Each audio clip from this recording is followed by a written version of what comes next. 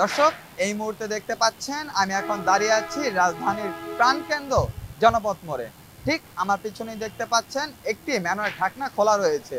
এই স্থানীয়রা জানিয়েছে রাতের আধারে কে বা কারা এই ঢাকনাগুলো চুরি করে নিয়ে যাচ্ছে, যার ফলে সড়কে বড় বড় দুর্ঘটনার সৃষ্টি হয়েছে। মানে প্রায় 6 মাস ধরে আপনার খোলা। আমাদের এখানে আরো যা ম্যানুয়াল ঢাকনা আছে এগুলো সব কি একই অবস্থা।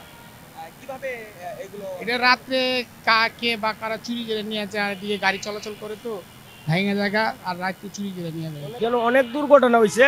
কালকে একটা সিএনজি পড়ে গেছে, এর আগে একটা বাচ্চা দৌড় দিছিল, দৌড় দিয়ে এখানে ট্যাঙ্কির মধ্যে পড়ে গেছে। পরে আমি কেন দাঁড়ানো আছিলাম, আমি টাইম দিয়ে উঠাইছি।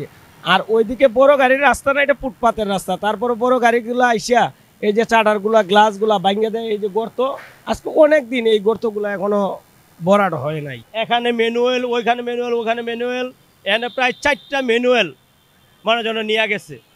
এটি যত সম্ভব চুরেরাই নিছে, এছাড়া তার অন্য কেউ তো আর নেয় নাই যে এই নিছে।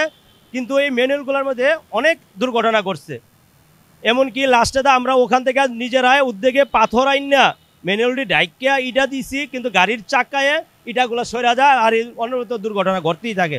কিন্তু এখানে সিটি কর্পোরেশনের গাড়িও অনেক আসা যাওয়া করে, কিন্তু কারোর চোখে এইগুলার মনে হয় যেন কোনো পাত্তাই পড়ে না।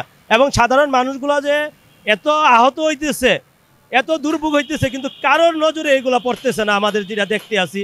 এবং কারো আমরা বলবো, এই বলার লোকও আমরা পাইতেছি না। মানব জীবনের নিরাপত্তা যদি এমন অবহেলায় পড়ে থাকে, কার দায়িত্ব? এই রাস্তা, এই মানুষগুলো, এই শিশুদের নিরাপত্তা।